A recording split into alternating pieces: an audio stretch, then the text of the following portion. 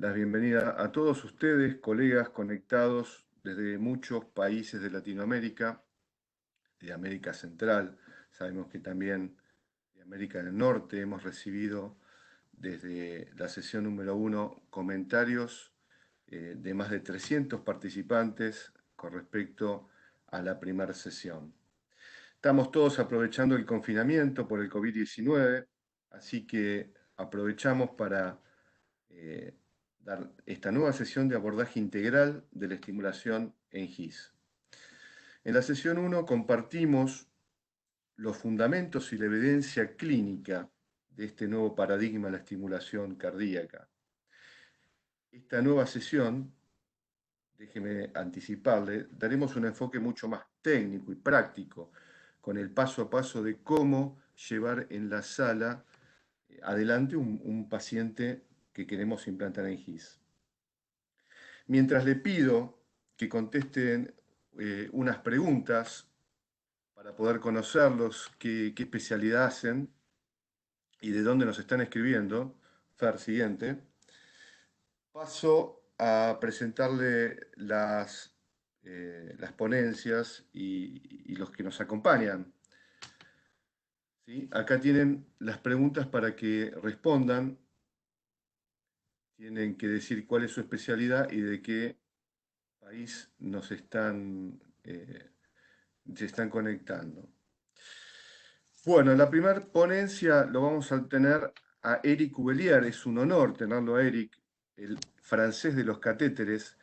Eric todo el mundo lo conoce, está a cargo de parte de la investigación y educación con base en Medtronic Puerto Rico y sin lugar a dudas nos va a detallar no solamente las características técnicas de los materiales, sino nos va a enseñar esos tips que solamente porque actúa en el diseño de estos materiales y seguramente nos va a dar luz con esto.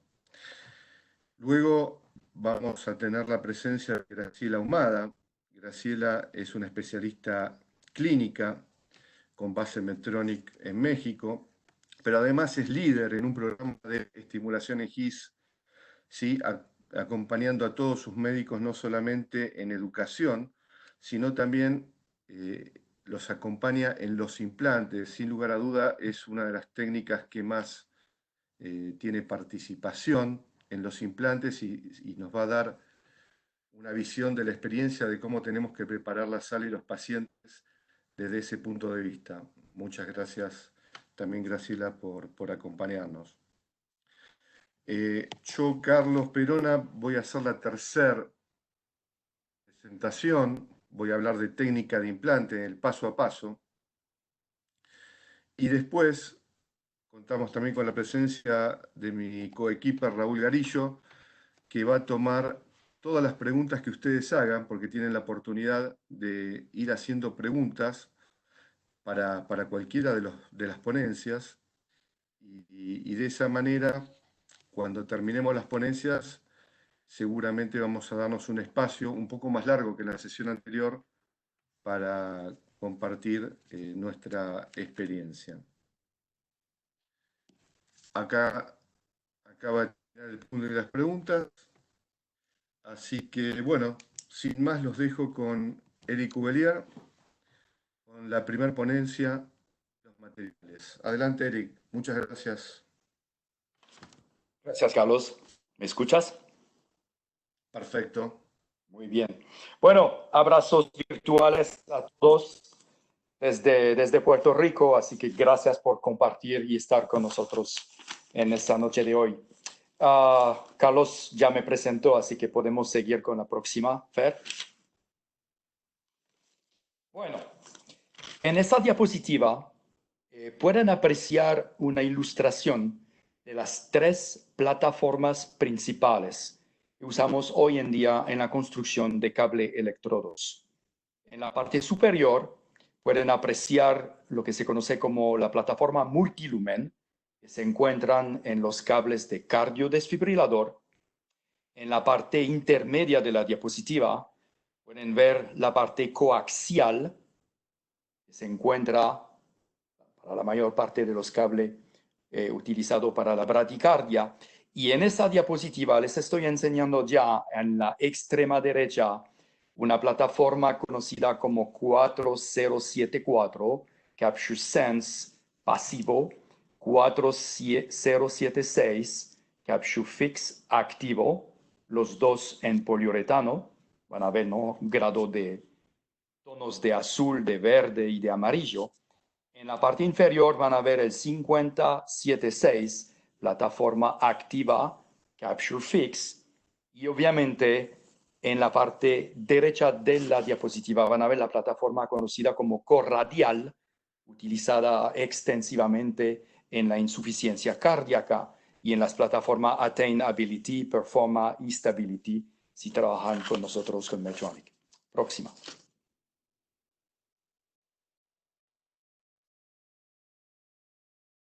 Bien. Construcción coaxial. Lo ven en esta diapositiva. Compartiendo el mismo eje. Van a apreciar varios tonos de amarillo, varios tonos de verde, de azul, mezcla de azul con amarillo, enseñando obviamente la progresión de la utilización de esos polímeros a través del tiempo y a través de los modelos comercializados por la empresa. Y obviamente de interés para la charla de hoy, el famoso Select Secure que se encuentra en la extrema derecha, en la diapositiva abajo, Select Secure 3830, con una reducción sustancial, ¿no?, de diámetro, como lo pueden comparar con su hermanito 4076 justo al lado. Así que con eso ya presentamos los diferentes polímeros. Próximos, Fer. Antes de seguir con el tema de Select Secure, yo quise enseñarle aquí la diferencia grande entre Capture Fix 5076 y Capture Fix 4076, donde pueden apreciar de que a nivel interno utilizamos el mismo conductor en el cual pueden deslizar el estilete, la presencia de PTF, también conocido como teflón, seguido por un polímero amarillo, conocido como el Silicon MED 4719, y después el circuito de sensado. Y en su superficie, si ustedes usan 5076, estamos usando un 6.2 French de diámetro, y si vemos justo al lado, el equivalente en poliuretano, 5.7 French. Diferencia de 0.5 French entre la plataforma de silicón y su hermana plataforma de poliuretano. Siguiente. Abriendo definitivamente terreno y paréntesis para Select Secure. Select Secure, conocido como el electrodo más delgado hoy en día en el mundo, lo pueden leer, ¿no? 4.1 French, con indicación para uso ventricular auricular, así que la estimulación isquiana. Es un electrodo bipolar de fijación activa. Los largos están ilustrados en la diapositiva. Totalmente condicional con resonancia magnética a 1.5 y 3 Tesla. Y con un corticosteroide conocido como el beclometasona. En rojo le puse, ¿no?, una relevancia de fecha. Ese electrodo fue aprobado por las agencias federal europea, conocido como CE Mark, en el 2003 y por la Agencia Federal Norteamericana en el 2005. Próxima, Fer. Detalles de construcción. Relevante para la audiencia, ¿no?, es esa mezcla de polímeros. Regresando al tema del 4076 que le comenté antes, van a encontrar en su parte externa un poliuretano 55D que da un menor coeficiente de fricción, ¿eh?, comparando con la silicona, mayor control de movimiento, conocido como pushability en inglés, y obviamente resistencia a la abrasión. Internamente, entre el conductor de sensado y, ¿no?, el cable con el teflón, encontramos la silicona. Muy importante tener esa silicona adentro para la resistencia a los ataques iónicos y obviamente proveyendo mayor resistencia al aplastamiento y obviamente ofreciendo también una reducción sustancial de diámetro. Y entonces justo debajo de la silicona, protegiendo también el cable, tenemos la presencia del etileno fluoroetileno, conocido también como teflón, que provee una redundancia de aislación, uno, y dos, también no, con beneficio de protección de cable hacia la silicona y viceversa de la silicona hacia el cable, ¿no? Problema de abrasión. Así que una construcción híbrida única en la construcción y el mundo coaxial. Próxima. Relevante a la construcción de Select Secure, en su parte distal van a ver ánodo y cátodo cubierto de un nitrato de titanio, perdón, para bajar la polarización. Y preguntas que tengo muy a menudo, ¿no? Me dicen, Eric, pero ¿y el largo del electrodo? La penetración de ese tornillo dentro del tejido. Es idéntico a la plataforma 476 y 576. Es 1.8 milímetros cubierto de beclometasón, que es un potente antiinflamatorio, ¿no? Para bajar los efectos de inflamación. Así que, de nuevo, la penetración del electrodo es idéntica a la plataforma conocida como Capture Fix. Próxima, Fer. Muy relevante para esa plataforma también, ¿no? Es la presencia del cable que ofrece esa fortaleza, esa fuerza tensil, conocida también. La fuerza tensil en realidad la provee el cable que conecta el connector pin en su parte proximal al final a su parte distal con el cátodo.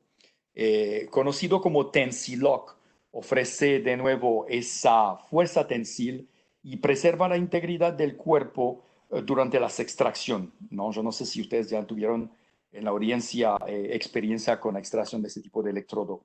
Así que de nuevo, reenfatizo, se llama un concepto Tensilock, que se usa también, que lo van a encontrar en nuestra plataforma de Sprint 4 con Medtronic, y una pequeña ilustración, una foto donde Dr. Randy Lieberman con su hijo en esa época, un pequeño adolescente, donde tuvimos la ilustración de enseñar ese hijo aguantándose a la puerta del laboratorio, sosteniéndose de dos electrodos.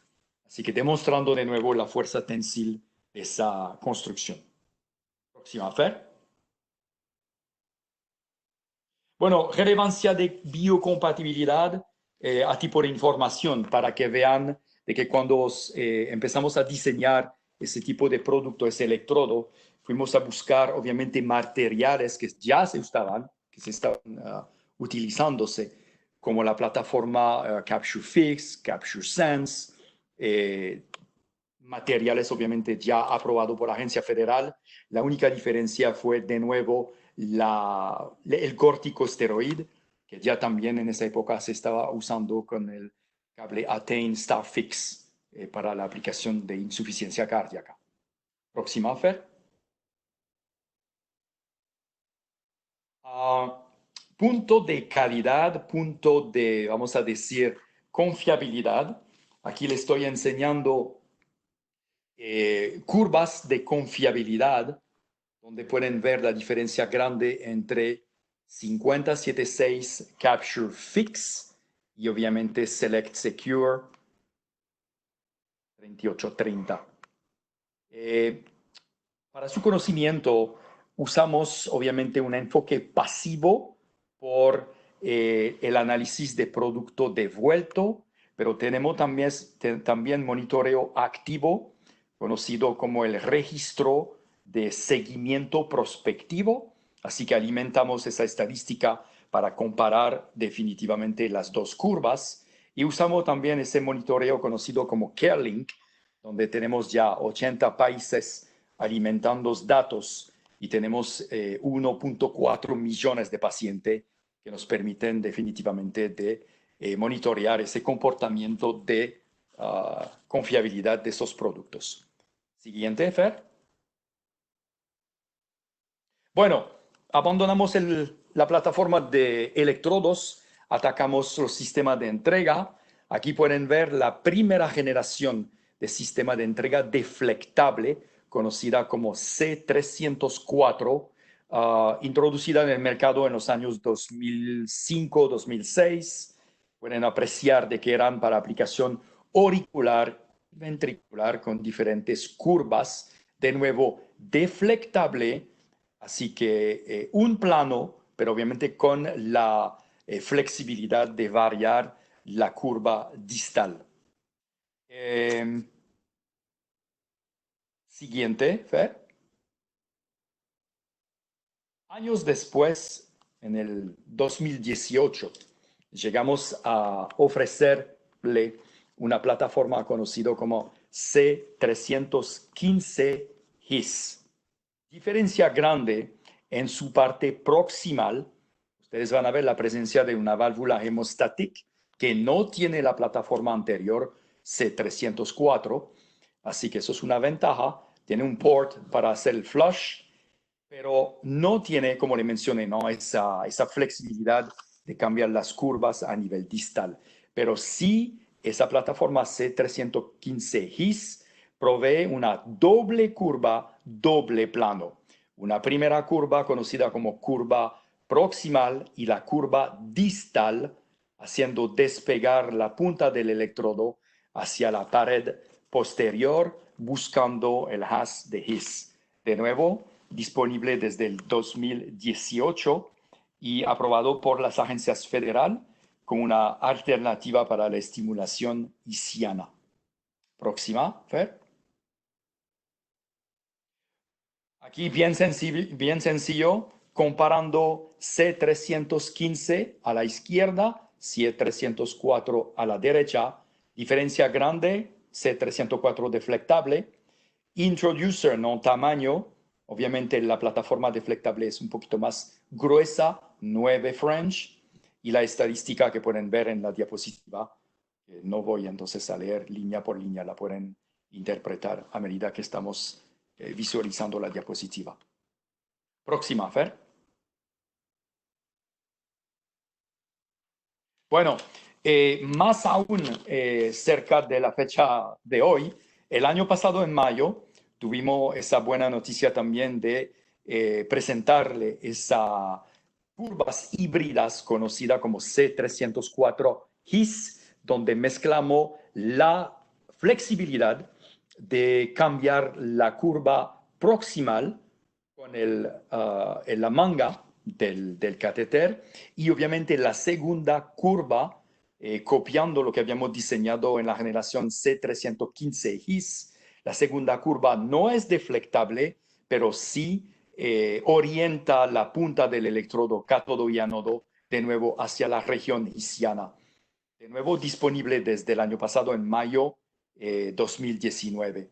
Realmente una maravilla, combinando la flexibilidad, como le mencioné, de cambiar la curva proximal, pero teniendo la curva distal fija para ese electrodo.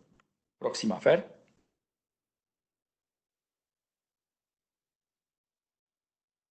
Bien. Cuando diseñamos la plataforma C304 HIS, en realidad lo que hicimos es, lo pueden ver en esa diapositiva, es analizar opciones de diferente tamaño de orejuelas, como lo pueden ver. Hemos trabajado con la Universidad de Minnesota, hemos analizado 20 diferentes anatomías y calculando volumen, calculando tamaño, evaluamos que la más pequeña era de 38, la más grande era de 197 mililitros. Y como los pueden saber que de acuerdo a la literatura, lo que podemos encontrar con paciente, vamos a decir, saludable, es de un rango de 61 a 139. Así que entendemos que pudimos realizar un análisis bastante complejo y el C304 de HIS fue diseñado para acomodar la mayor cantidad de variación de esos tamaños para la colocación del Select Secure en el haz de HIS. Escribí también debajo de esa ilustración de que de acuerdo al tamaño de la orejuela, si la orejuela es bastante pequeña o pequeña hacia mediana, le recomendamos de utilizar inicialmente 315 His. Recuerde que tiene entonces curvas fijas con válvula hemostasis. Si la orejuela es de un tamaño un poquito más grande, le recomendamos C304 His, que le vas a permitir de tener una curva proximal deflectable, pero recuerden, la última curva no es deflectable. Y si realmente no tienen éxito o pueden justificar una orejuela bastante grande, les recomendamos de usar entonces la C304 de tamaño largo, pero definitivamente no tiene una segunda curva que le vas a facilitar el posicionamiento hacia la región isquiana. Próxima. Ya eso es la última.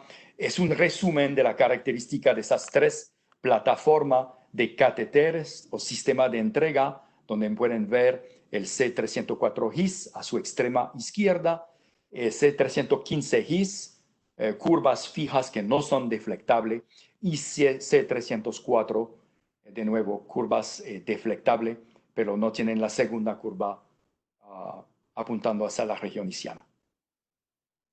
Eso es todo lo que yo tenía para ustedes. De nuevo, repasando la literatura, las fechas importantes, la pueden ver en el 2004, un interés genuino de la comunidad médica en definir zonas conocidas como zona selectiva, apical, o vamos a decir septal alta, baja o tracto de salida.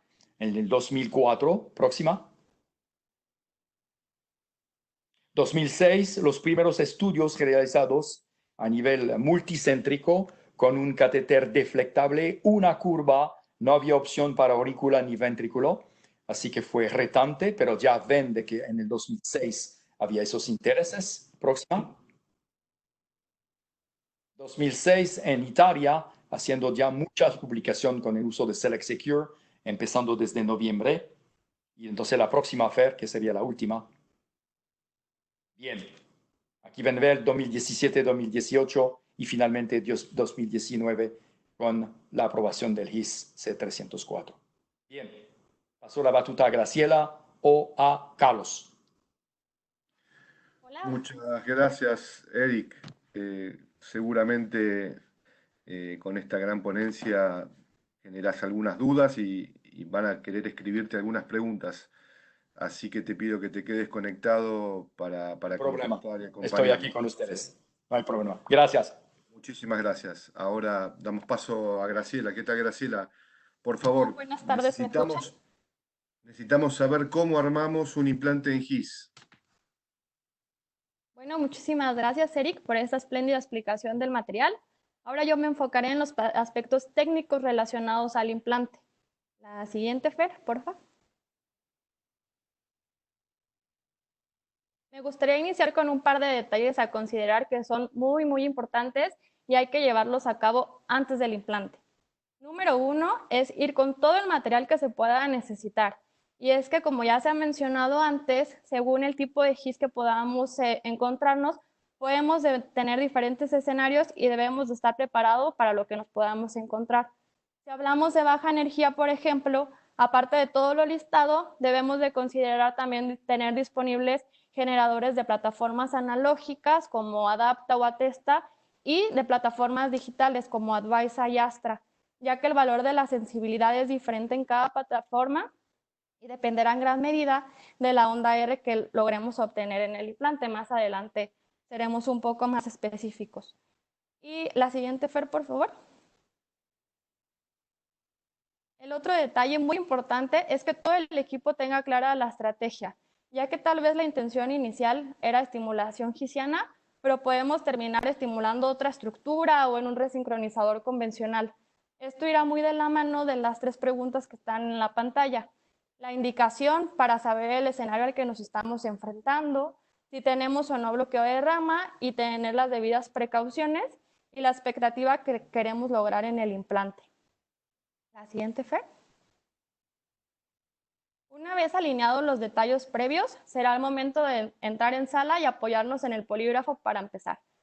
Es importante tener un polígrafo con el electrocardiograma de 12 derivaciones, ya que vamos a buscar cambios muy sutiles en la sincronía interventricular y debemos apoyarnos en todo trazo que nos pueda dar una clave.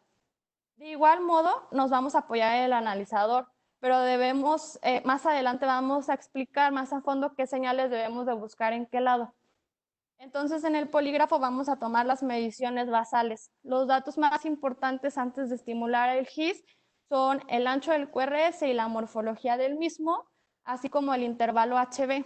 Estas mediciones nos van a servir como de una guía para ir comparando conforme vayamos avanzando con los diferentes umbrales. Siguiente, Fer.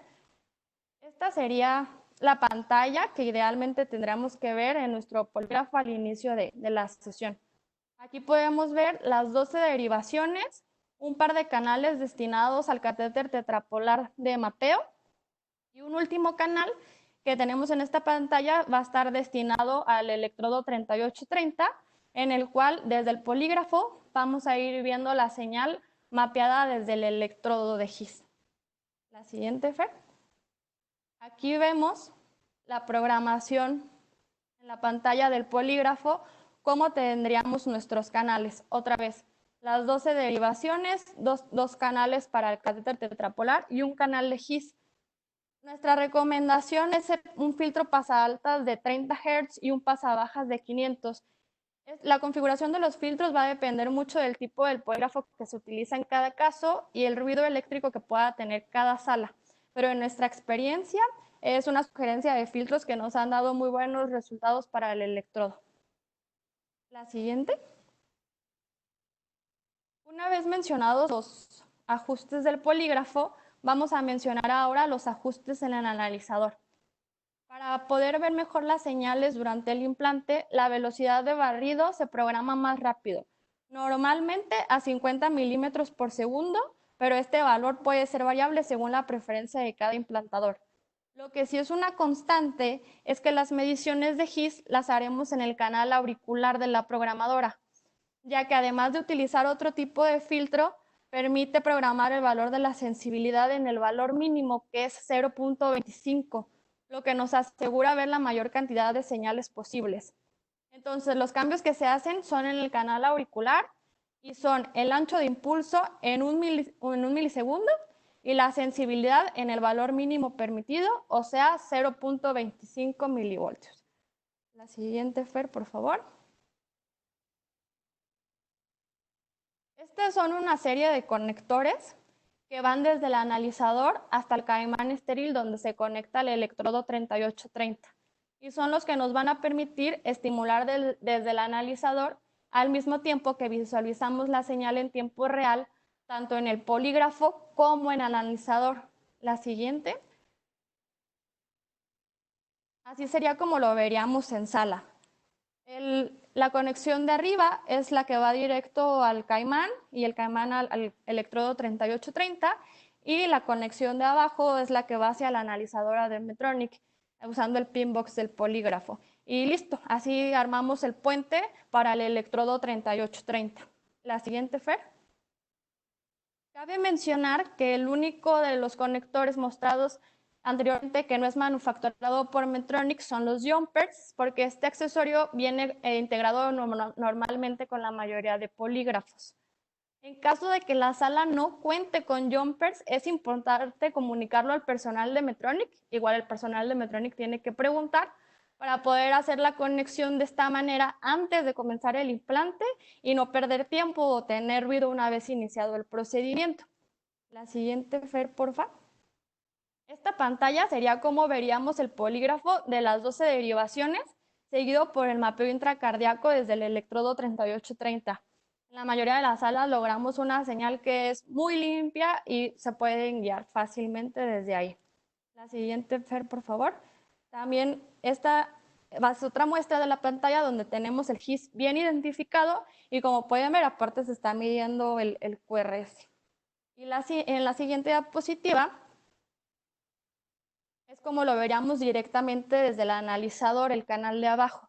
Aunque se aprecia la señal de GIS, al momento de hacer la comparación se puede ver que es de gran ayuda utilizar el polígrafo porque nos da todavía una mejor señal y las mediciones son más exactas. Entonces, por eso el GIS lo vamos a buscar normalmente en el polígrafo, aunque podemos correlacionar con el analizador. La siguiente, Fer. Estos son unos tips de implante. Hay que estar preparado para estimular en cualquier momento, como en todos los implantes de los dispositivos, pero de manera especial en este tipo de implantes de estimulación gisiana. Esto se deriva de que el objetivo primario de esta terapia es impactar el electrodo directo en el sistema de conducción, lo que nos puede llevar a algunas pausas que, aunque son transitorias, son impredecibles en el tiempo. Entonces hay que estar listos para estimular. En este tipo de implantes vamos a obtener mayor información del electrograma intracavitario que de la imagen fluoroscópica, ya que por la naturaleza del GIS no tiene una referencia clara fluoroscópicamente hablando. Y durante las pruebas de umbral veremos cambios en el QRS y tenemos que identificar qué elementos son los que estamos reclutando para saber si lo que estamos capturando es el GIS selectivamente o no selectivo, o tal vez es el puro ventrículo derecho. Un punto muy importante, el cual veremos un trazo más adelante, es verificar que no exista la captura auricular, ya que la posición del electrodo y estructuralmente hablando estamos muy cerca. Entonces, este es un paso muy importante. Y regresando un poco a lo primero que mencioné en la presentación, es tener disponibles otras vainas ante cualquier imprevisto. La siguiente, Fer, por favor. La corriente de lesión junto con el torque de regreso en el electrodo son dos elementos de suma importancia durante el implante, ya que van a ser predictores de que el electrodo esté bien fijo o no. Dado los filtros del polígrafo, la curva de lesión es imposible de ver en el polígrafo. Entonces tenemos que poner atención ahora en el trazado del analizador. Como pueden ver, aquí está un circulito marcado. En el analizador sí vamos a poder ver muy bien la corriente de lesión. Entonces ahora los ojos se van para el analizador. La siguiente, por favor, Fer. Aquí se ve la corriente de lesión en el tiempo. Así lo vamos a ver en el analizador. La lesión aparece justo en el momento de la fijación. Se fija el electrodo y tenemos lesión. Y como podemos ver en este trazo, es en ese momento cuando la lesión es más grande. Tan grande que incluso puede llegar a clipear la señal de la onda de His y se clipea. Pero si seguimos a los 5 minutos, la señal va a bajar en su amplitud y aquí a los 5 minutos empieza a aparecer una pequeña onda de His, ya se pueden diferenciar. Y a los 20 minutos ya vamos a tener las dos señales totalmente diferenciadas. Entonces tuvimos buena curva de lesión al principio y torque de regreso en el electrodo. Es una señal de que ese electrodo se impactó de manera correcta. La siguiente, por favor. Y este es un trazo en el que lo que tenemos es captura auricular, lo que mencionaba anteriormente. Es un problema al que le tenemos que prestar muchísima atención, porque puede ser que después de varios minutos y varios intentos veamos una línea isoeléctrica de repente después de la espiga y pensamos que es captura selectiva, pero no, lo que está capturando es la aurícula. Entonces tenemos que ser muy cuidadosos en estos aspectos y, de ser así, reposicionar el electrodo para buscar el GIS, ¿de acuerdo? Y la siguiente nos lleva al sensado. Es aquí cuando entra el valor de P, cuánto debe de valer la P contra la R, y no podemos decir como en un marcapasos convencional que un valor específico. Lo más importante del valor de la P y de la R es la relación que tienen entre ellos. Dependiendo de la anatomía del GIS, puede haber ondas R muy, muy pequeñas, y lo importante es que la onda P sea máximo 1/3 de la onda R, para que entonces nosotros podamos hacer programación y, en caso de existir sobresensado, poderla ocultar. Entonces es más importante la relación 1:3 que un valor como tal fijo de la onda. La siguiente, por favor. Aquí tenemos un ejemplo de sobresensado auricular intermitente en el canal de His. Muchas veces puede ser corregido, ajustando la sensibilidad ventricular o pasando la configuración abipolar. Pero cuando las ondas R son muy pequeñas puede ser muy retador y tal vez sería más conveniente reposicionar el electrodo. La siguiente. Y también tener en mente que durante el implante, estimulando de manera unipolar, podemos tener muy buena sonda R, pero tal vez con sobresensado. En estos casos podemos medir en bipolar para ver si el sobresensado cede o reposicionar el electrodo, como en este ejemplo. Y ya en mi última diapositiva, recordarles que tenemos un sitio que es Medtronic Academy. Se está actualizando constantemente en recursos y ahora tenemos muchísimos recursos de estimulación gisiana. Podrán encontrar videos, cursos, presentaciones de PowerPoint y no duden en contactarnos a cualquier persona de Medtronic ante cualquier inquietud relacionada.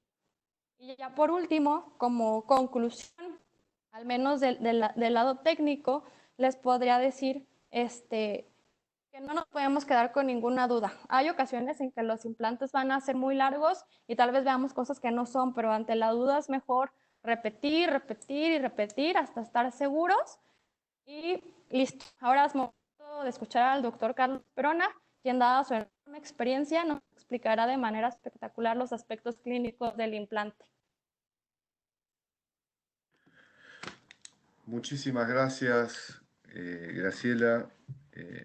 Excelente charla. Ojalá tuviera todo esto tan claro. Se ahorraría mucho tiempo en las salas, en la preparación del paciente. Bueno, seguimos. Hemos hablado del material.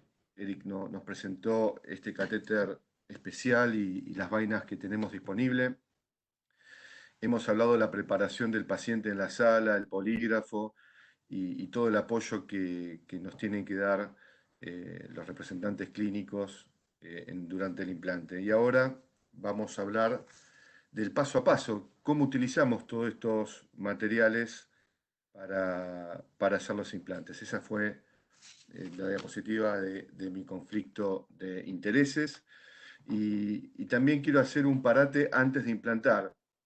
Tengo que estar convencido que lo que estoy haciendo, el implante en GIS, es lo mejor que le puedo ofrecer al paciente. ¿Por qué? Porque es largo, porque es difícil, porque es tedioso y más que nada en los primeros casos. Entonces, la única manera de enfrentar este tipo de implantes es de que estar convencido de que esto es lo mejor que le puedo ofrecer al paciente. Segundo, tengo que conocer bien al paciente, si es un paciente dependiente, si tiene rama izquierda, si está dilatado, si tiene buena o mala función. ¿Por qué? Porque de esa manera voy a plantear mi estrategia, cuál va a ser mi plan A, si va a ser estimulación isquiana sola, estimulación isquiana apoyado con un catéter en el ventrículo izquierdo, si le voy a poner un electrodo de alto poder. ¿Y por qué? Porque para cada una de estas decisiones tengo que tener el material. Y ese material tiene que estar disponible antes de implantar. Y además, cuando durante el implante empiezan a pasar los diferentes escenarios, tengo que tener todo el material para poder seguir el caso y completarlo. Es por eso que tengo que plantearme bien mi estrategia antes. Otra decisión que tengo que tomar si voy a mapear el GIS con un catéter decapolar o cuadripolar o directamente voy a ir con la vaina y con el 3830. Obviamente esto le aumenta un costo adicional al implante, pero mi sugerencia que es en las primeras aguas, en los primeros implantes, pongan un catéter de referencia que agrega una punción femoral venosa, pero brinda seguridad porque me permite estimular en el caso de que el paciente haga una sistolia o toquemos la rama derecha y el paciente haga bradicardia. Y además me da una invaluable referencia radioscópica para poder guiar la vaina. ¿Sí? Tengan en cuenta que los primeros implantes en GIS son largos, no menos de 1 hora y media, 1 hora y media, de ahí para arriba. O sea, tengo que darle ese tiempo al implante. Y otro consejo que les doy es no tener exigencia de resultados en un principio. No hagan el primer implante al padre del director de la clínica donde trabajan, como me ha pasado en varios lugares donde fui. Están esperando el primer caso en GIS para resolver ese paciente problemático. Y esto no es lo aconsejable porque hay un estrés extra. Siguiente, Far, por favor.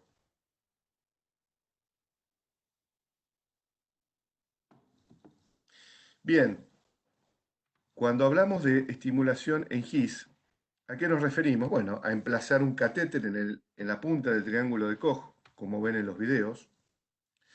En este caso ustedes ven posicionado un catéter cuadripolar en oblicuo anterior derecha y la vaina dirigida justo a donde nosotros vemos el electrograma de His. En el video del lado se ve en oblicuo anterior izquierda cómo la vaina o el catéter apunta hacia el septum. ¿Y qué es lo que buscamos? Buscamos que si el paciente tiene QRS angosto, preservar la sincronía nativa y evitar la cardiopatía asociada a la estimulación. Si el paciente tiene un QRS ancho, restauramos esa conducción a una forma más fisiológica, lo que llamamos resincronizar. ¿Cómo lo hacemos? Lo hacemos porque la mayoría de los bloqueos están en la región proximal de las de His, cosa que hemos aprendido en los últimos tiempos.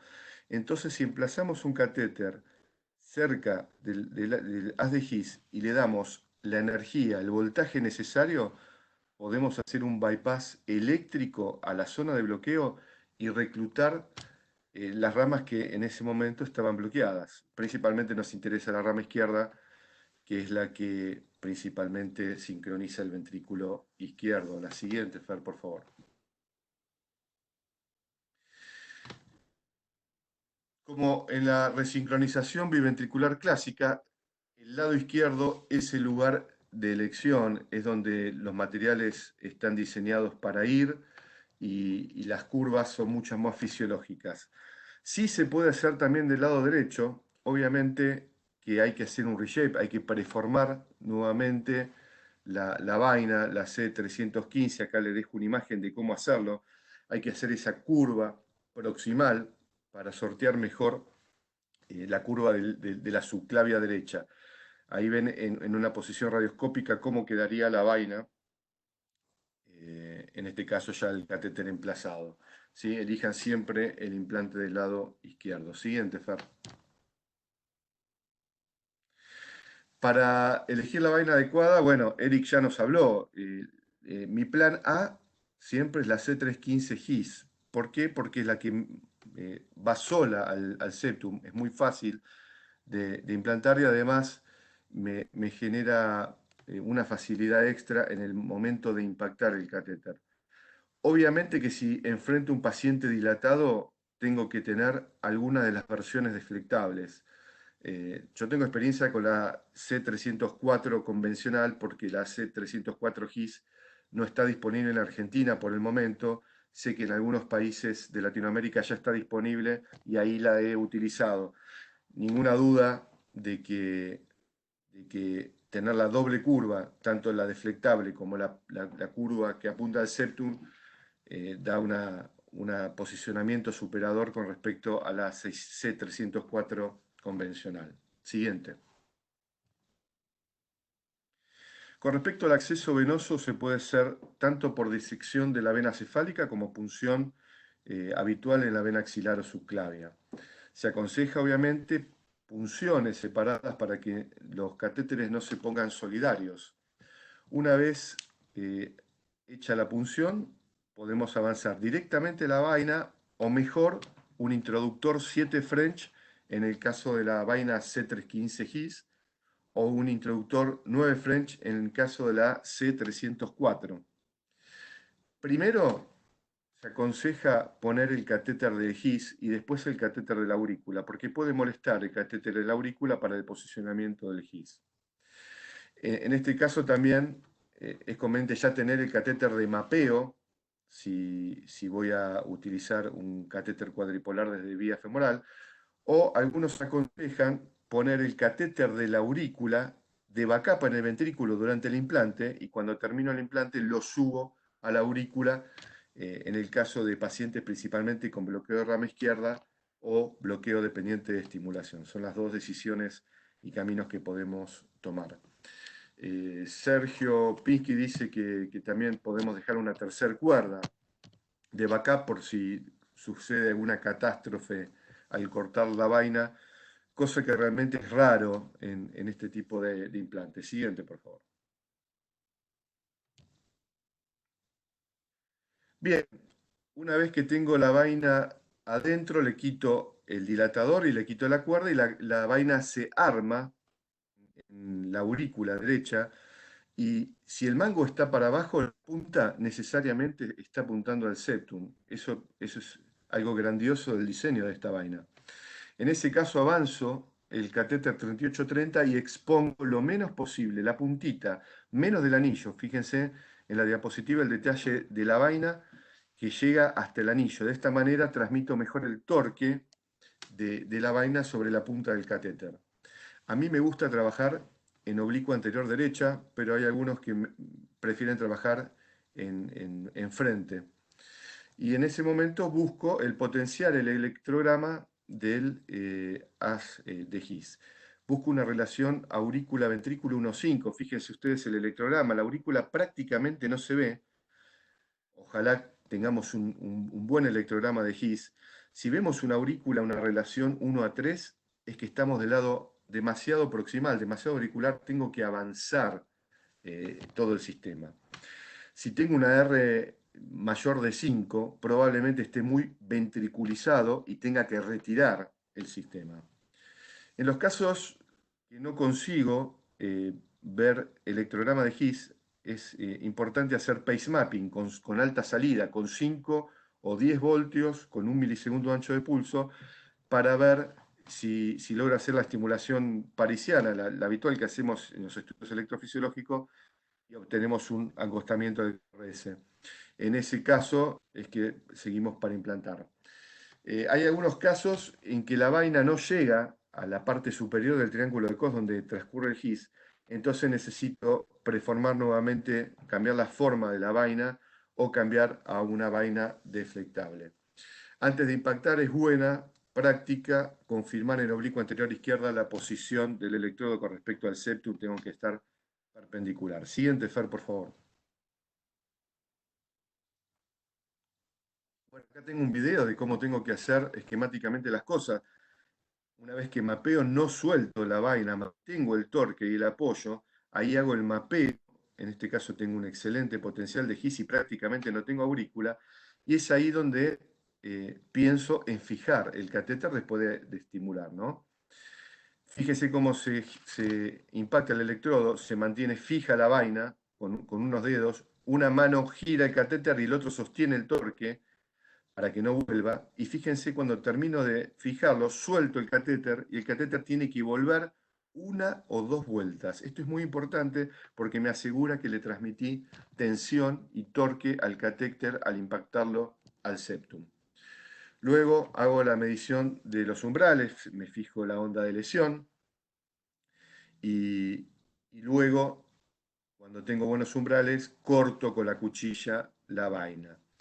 Después de cortar la vaina, tengo que volver a medir en forma unipolar y bipolar los umbrales, porque al sacarle el sostén de la vaina, los umbrales pueden variar, y es importante saberlo en este momento, que tengo tiempo de poner otra vaina. Siguiente, Fer. Bien. El éxito de fijar el electrodo se corresponde cuando tengo todas estas cuestiones en consideración. Primero, el mango tiene que estar para abajo. Si yo llego al lugar del hit, pero dándole 2 vueltas a la vaina, genero tensión en el sistema y va a ser imposible impactar bien el 3830. Segundo, el 3830 tiene que estar apenas fuera de la vaina, ¿sí? A veces solamente el screw, a lo sumo hasta llegar al anillo. Tengo que estar bien perpendicular al septum. Tengo que mantener la presión de la vaina contra el septum, la tengo que sentir en mis dedos. Eso tiene que generar onda de lesión. Eso quiere decir que estoy bien apoyado, que lo veo, como dijo en el polígrafo. Luego hago el impacto y cuando termino de impactar, sí o sí tiene que volver 1 o 2 vueltas. Si no vuelve, quiere decir que no transmití torque en el impacto. Y además tengo que asegurarme que la punta esté libre de tejido, porque a veces al reposicionar varias veces el electrodo puede quedar una biopsia que impide el impacto del catéter. Siguiente, Fer. Acá veo cómo tengo que conectar el electrodo, el rojo a la pinza que está en contacto con el tejido, el negro en la punta del 3830, y después sigo las recomendaciones que ya dio Graciela. Siguiente. Bien, esto es muy importante entender porque yo, a medida que hago el mapeo y hago la estimulación, tengo que entender con qué anatomía me estoy enfrentando. La anatomía más frecuente es la tipo 1, donde el sistema es bastante superficial, pero recubierto de fibras miocárdicas ventriculares. Es por eso que si aplico alta energía, es muy probable que capture ambas estructuras, el ventrículo y el sistema de conducción, lo que se llama captura no selectiva. Si yo bajo el voltaje, es muy posible que pierda la captura, por ejemplo, del ventrículo circundante y quede captura selectiva, o al revés, pierda la captura del sistema de conducción y quede solamente el ventrículo. La segunda forma, siguiente Fer, la segunda forma que me puedo encontrar es la intramuscular, cuando el sistema de conducción está bien profundo, inmerso en el sincicio ventricular. Es por eso que necesito aplicar alta energía y penetrar bien en el tejido para lograr capturar el sistema de conducción. Obviamente siempre voy a capturar antes el ventrículo que esté interpuesto.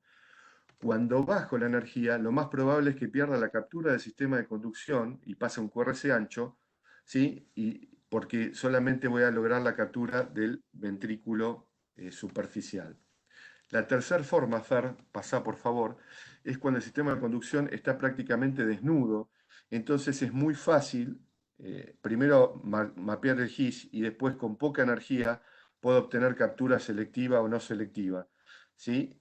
Y lo que pasa generalmente cuando bajo la energía es que pierdo la capacidad de reclutar el sistema de conducción distal, porque déjenme advertirles que el ventrículo circundante en la captura no selectiva muchas veces está involucrado en la capacidad de hacer ese bypass eléctrico y reclutar el sistema de conducción distal. Si pasa eso, tengo que desimpactar e impactar el sistema de conducción más distal. Como se dan cuenta, esto es un interjuego entre la posición, ¿sí? Donde pongo yo el electrodo, si más proximal o distal del sistema, el voltaje que le aplico al sistema y la cantidad de vueltas, o sea, la cantidad de impacto y penetración de mi electrodo en el tejido. Todo esto me lo tengo que imaginar en la medida que voy haciendo el implante. Siguiente, por favor.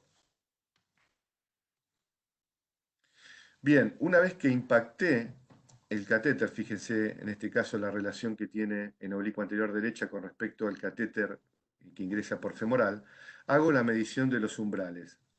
Activa el video. Fíjense ustedes que al principio, cuando estimulo con alto voltaje, voy a tener lo que se llama captura no selectiva. Fíjense que tengo un QRS relativamente angosto, pero tiene una pseudodelta que manifiesta la captura del ventrículo inespecífico. A medida que voy bajando el voltaje, ahora pasa a captura selectiva. Fíjese cómo el QRS se limpia de esa onda pseudodelta y aparece ese intervalo isoeléctrico. Y a medida que sigo bajando el voltaje, voy perdiendo la estructura. Primero pierdo el reclutamiento del GIS, me queda solamente ventrículo y finalmente probablemente incluso pueda llegar a estar capturando la aurícula. Todo esto me tengo que dar cuenta y lo tengo que repetir 1, 2, 3, 5 veces, la que sea necesaria, hasta asegurarme si capturo GIS, si capturo o no el ventrículo, si recluto o no la rama izquierda, y tengo que estar absolutamente convencido de que no estoy reclutando la aurícula. ¿Sí? Todo esto se hace en un principio unipolar con 1 milisegundo ancho de pulso. Siguiente. Bien, si en el caso de la estimulación selectiva, nosotros hacemos una medición del intervalo HB basal y cuando hacemos el impacto y medimos entre el estímulo y el ventrículo, el HB tiene que medir lo mismo que el intervalo entre el estímulo y el ventrículo. Siguiente. En este caso ustedes ven, por ejemplo, el electrograma basal a la izquierda, y cuando aplicamos alto voltaje, ¿sí? Ahí ven el esquema, el catéter está penetrando con su voltaje no solamente al sistema de conducción, sino también al ventrículo que lo rodea. Esto es el fundamento de la captura no selectiva. La captura no selectiva es una captura que me da más seguridad porque no solamente estoy estimulando el sistema de conducción, sino también tengo el ventrículo de backup en el caso de que aumente el umbral de estimulación del GIS. Así que en los implantes para mí es la primera elección, la captura no selectiva, me da más seguridad que la captura selectiva. Siguiendo el ejercicio, cuando estoy bajando el umbral a 1.5, pierdo el reclutamiento del ventrículo y queda una captura selectiva. Fíjense que se pierde esa onda pseudodelta y vemos la espiga y un intervalo isoeléctrico hasta llegar al ventrículo. Puede pasar, fíjense, a la derecha, que al modificar el ancho el ancho de pulso, en este caso el paciente pierde la capacidad de reclutar el sistema de conducción y solo queda la estimulación del ventrículo inespecífico. Todo esto lo tengo que aprender a reconocer y es por eso que hacemos tanto hincapié. Vamos a tener la próxima sesión prácticamente entera para hablar y reconocer este tipo de trazados. Siguiente, por favor, Fer. Bien, el corte de la vaina eh, se hace primero poniendo todo el catéter adentro, dejando redundante, con slack. Y de esa manera desembarazamos cualquier tirón que pegamos en la vaina en el electrodo. ¿Sí? El corte se hace generalmente en forma sencilla, mucho más con la C315 y sin estrés. Es raro que se caiga un catéter en el corte de la vaina. Y si se cae es porque estaba mal impactado. Así que uno festeja que se caiga en ese momento y no después. Una vez puesto el GIS, uno continúa con el implante del catéter que necesite, por ejemplo, en el seno coronario, en el caso de ser un JCRT, o el auricular, en el caso de ser un marcapasos convencional. Una vez que hago todos los implantes, retiro el catéter y dejo el talón necesario. El talón no tiene que molestar a la válvula tricúspide, ¿sí? Y vuelvo a medir el umbral. Siguiente.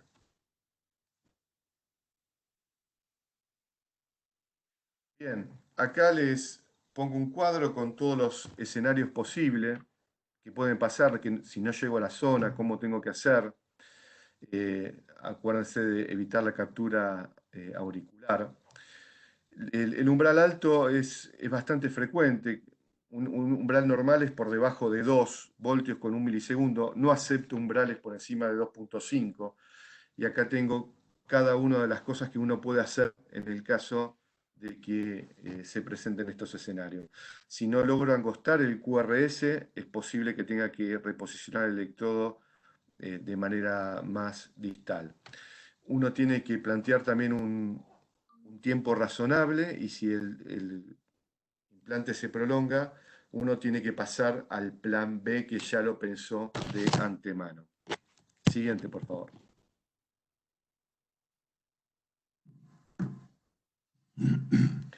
Acá les muestro cómo hacer el reshape de la vaina C315G. Fíjense que uno le amplía esa curva que enfrenta a la vaina a la tricúspide. De esa manera aumento el alcance de la vaina en el triángulo de Koch. ¿Sí? Eso sucede cuando, porque la vaina es muy fácil avanzar al ventrículo o avanzar o retraerse la aurícula, pero es muy difícil subir cuando la vaina queda posicionada abajo. Entonces es necesario sacarla, ponerle el introductor y hacerle el reshape. Puede ser con la jeringa, con la mano, con una gasa, como ustedes estén acostumbrados a tornear el estilete. Lo mismo se hace con esta vaina. Siguiente. Acá les muestro cómo hacer el sistema vaina con vaina. Esto sirve para cuando la aurícula está muy dilatada. Utilizamos una vaina tipo hook o jumbo del seno coronario, la enfrentamos a la C315 GIS, le dejamos solamente la curva que apoya al septum y ahí cortamos la vaina del seno coronario e introducimos adentro la vaina C315 GIS. Acá les dejo el detalle de cómo quedaría los extremos. Siguiente.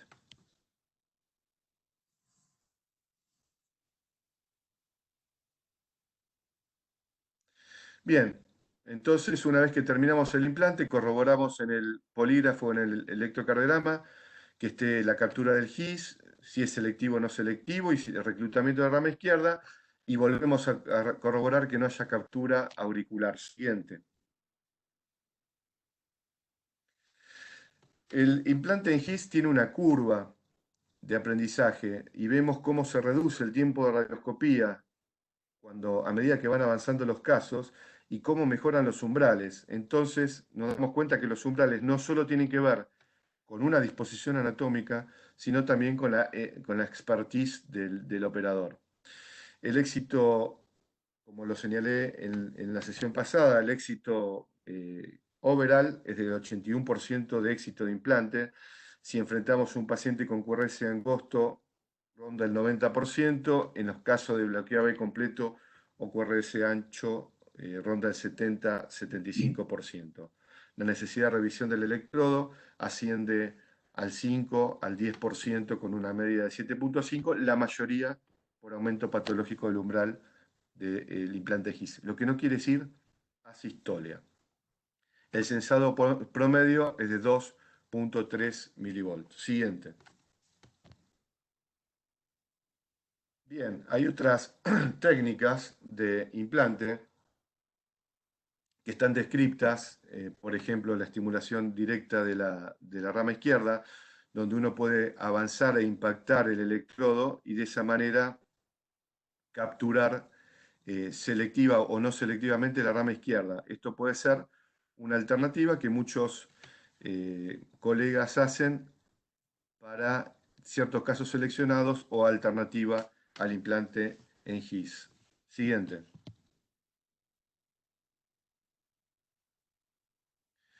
Acá les muestro un caso con estimulación de la rama izquierda, donde el QRS queda realmente bastante angosto, y si lo fusionamos con la rama derecha, también puede darnos una gran sincronía. Siguiente. Bueno, estamos prácticamente en tiempo cumplido. Como conclusión, saben que esta técnica es bastante efectiva, es razonable empezar a hacer una clínica de implante en GIS, porque la mayoría de los bloqueos son proximales y uno puede restaurar la sincronía normal en la gran mayoría de los pacientes. Se debe reconocer bien los patrones de estimulación selectiva y no selectiva, eso es muy importante. La estimulación de la rama izquierda probablemente expanda en su futuro el uso de esta técnica al darme una alternativa en los casos de altos umbrales o GIS fallido. Sigue habiendo materiales escasos, con pocas vainas, si bien todos los años están apareciendo, realmente hay anatomías difíciles de llegar y además otro problema son el desarrollo de dispositivos especiales que puedan lidiar con la alta energía que a veces se necesita para la estimulación. Bueno, con esto terminamos mi ponencia. Vamos en cierre en tiempo cumplido a darle las gracias a todos por su participación. El que quiera quedarse con nosotros, vamos a hacer unos 15, 20 minutos extra para interactuar y responder todas las preguntas que nos mandaron. Así que también quiero invitarlos a la próxima sesión el día jueves a la misma hora, donde hablaremos de casos clínicos y todo lo que respecta a la estimulación selectiva y no selectiva. Así que lo voy a dejar con Raúl Garillo, que estuvo recibiendo todas las preguntas que ustedes fueron mandando para dar inicio a esta sesión de preguntas y respuestas. Antes lo dejo con esta pregunta, mientras le doy la bienvenida a Raúl. ¿Qué tal, Raúl? Buenas noches. Hola, ¿me escuchan bien? ¿Me escuchás, Carlos? Sí, ¿qué tal? Buenas noches. Sí, te escucho muy bien. Fantástico, felicitarlos a los expositores, creo que han sido muy claros y que nos han dado una visión en poco tiempo realmente muy completa de lo que se espera de la estimulación de las de GIS. Voy a empezar con una pregunta que tengo para Eric. Eric, me están preguntando si el próximo paso sería agregar la válvula de la C315 GIS a la vaina C304 GIS. Buena pregunta, buena pregunta. No, no está, Raúl. No. Ok, ok, concreto. Voy para Graciela. Graciela, tengo una pregunta para vos. ¿Sí? Es ¿con qué frecuencia ves la onda de lesión en GIS? La verdad, Interesante, porque si bien aparece mencionada en todas partes, hay muchos implantadores que dicen que se ve en muy pocas oportunidades. Así que a ver qué dice tu experiencia. el analizador se ve en el 90-95% de los casos. A veces más grande que clipea la señal, a veces más chica, pero podríamos decir que casi en todos los casos hay onda de lesión. Y en los que no hay, hacemos todavía con más énfasis la prueba de Slack que comentó el doctor Perona, en la que cuando meten el electrodo antes de cortar, si se va a caer porque no hubo lesión, se cae ahí y ahora sí volvemos a mapear hasta encontrar lesión y torque de regreso. Gracias. Carlos, ¿se recomienda colocar marcapaso transitorio hasta asegurar que capturamos GIS? Bueno, hay dos corrientes. Si le preguntan lo mismo a Sergio Pinsky, dice, a mí el catéter de marcapaso me molesta, yo no lo utilizo, pero seguramente los primeros casos lo hizo con un marcapasos de transitorio. Uno en realidad utiliza de marcapasos el catéter que mapea el GIS. Uno estimula desde la punta de ese catéter y captura perfectamente el ventrículo. No es que uno pone otro catéter de marcapasos. Algunos lo que prefieren es poner el catéter que uno después va a destinar en la aurícula, lo pone en el ventrículo de backup, hace el implante en GIS y después reposiciona ese catéter que estaba de backup en la aurícula. Muy bien. Héctor Macetti nos está preguntando, Carlos, ¿cuántas vueltas hay que darle al 3830 para que quede fijo y no producir perforación? Bien, es una muy buena pregunta, Héctor. Yo generalmente le doy unas vueltas más de las que recomienda el material.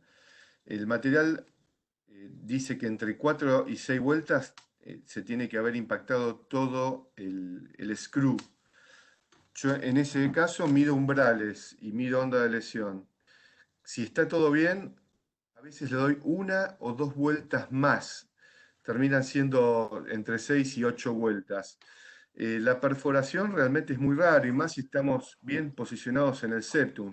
Dicho sea de paso, este catéter solamente se puede utilizar en región septal, porque si lo utilizamos en cualquier pared libre del ventrículo de la aurícula, la perforación es la regla. Es un catéter que fácilmente perfora. Pero bueno, en el septum, obviamente el grosor del septum nos permite introducirnos, y es más, muchos colegas utilizan esta propiedad del catéter para perforar el septum y lograr capturar la rama izquierda. Desde Uruguay, Daniel Vanina, te pregunta Eric, ¿por qué vainas que se cortan con cuchillas en vez de pileway? Eso es debido, Raúl, al grosor de la vaina. Hay vainas que necesitan, mejor dicho, déjame refrasear, si tú quieres el atributo de peel away, tú vas a perder rigidez y tu catéter se va a poder doblar, como lo que dicen en inglés, ¿no? El kinking. Para prevenir el kinking tenemos que poner más material y al poner obviamente más material, obviamente tenemos que recurrir al corte. Así que es debido simplemente a fortaleza de material. Muchas gracias. Ortiz Barreno me está preguntando para Carlos, ¿la estimulación de rama izquierda se utilizaría el mismo C315? Bueno, se utilizan varios materiales. Hay muchos que lo hacen con la C315, lo cual es un uso off-label, no está aprobado por Medtronic, pero se puede utilizar, sé que se utiliza el mismo material, porque en realidad es avanzar un poco más y darle un poco más de vueltas para lograr penetrar en el tejido. Y entonces sí, utilizando el mismo material con que iniciaste el implante, podés terminarlo y rápidamente. Es la verdad que una técnica bastante sencilla, rápida, y con un alto porcentaje de éxito, se puede capturar la rama izquierda. La continuación de esa pregunta, Carlos, del mismo Ortiz Barreno, es decir, ¿hay posibilidad de hacer la estimulación de rama izquierda con cables convencionales? Creo que algo de eso hablamos vos y yo ayer, ¿no? Sí, sí, se puede. Probablemente el problema de los catéteres convencionales es que es difícil el mapeo. Uno preforma el estilete y con el estilete preformado uno puede ir a una región parisiana, una región septal, pero si uno no tiene el lugar justo, el mapeo fino de milímetros del lugar, con el estilete se hace muy difícil. Sé que muchos colegas lo hacen con estiletes deflectables especiales, pero realmente todo eso dificulta la técnica. La vaina preformada, principalmente la C315 GIS, que es la que tengo más experiencia, nos lleva directamente al septum y con unos pequeños movimientos, 10 grados horario, 10, 15 grados antihorario, mapeamos fino en milímetros la zona. Esa es la ventaja de este material. Mi tocayo, Pérez Echepare, te está preguntando, Carlos, si crees que con la vaina deflectable se pueden mejorar los umbrales y bajar los tiempos de implante al mismo momento. Sí, sí, Raúl, ninguna duda que al tener más posibilidades de vaina con distintas medidas y distintas ventajas y aplicarlas en el paciente adecuado, vas a bajar el tiempo de implante y bueno, está absolutamente comprobado que en la medida que uno haga más implantes y con material más adecuado, los umbrales bajan, así que ninguna duda que va a ser así. Ariel Esteves te pregunta, ¿cuál es el plan B en el bloqueo de la rama derecha con deterioro de la función sistólica ventricular izquierda cuando el GIS no angosta el QRS? One Hot CRT. Bien, buena pregunta. Entonces, si un paciente tiene bloqueo de rama derecha y no angosta el QRS, bueno, lo ideal es hacer una estimulación de la rama izquierda y a veces sumarle a eso una optimización con un catéter en el ventrículo izquierdo. Esa podría ser una de las ventajas. Muy bien. Bueno, con esto hemos dado por terminado las preguntas. No tengo ahora más preguntas para transmitirles. Quiero agradecerles a todos los muchos que todavía están con nosotros en la línea. Y como adelantó antes Carlos, los invitamos para el jueves, donde vamos a tener otra sesión dedicada a la implante de GIS y tal vez con una visión más clínica, la que hoy tuvimos, que estuvo muy centrado en la parte técnica y que a mi entender ha sido realmente fantástica. Muchas gracias a todos, gracias Carlos, Eric, Graciela. Nos vemos, cuídense, un abrazo. Saludos a todos y gracias. Gracias. Abrazos virtuales. Gracias a todos. Chao, chao.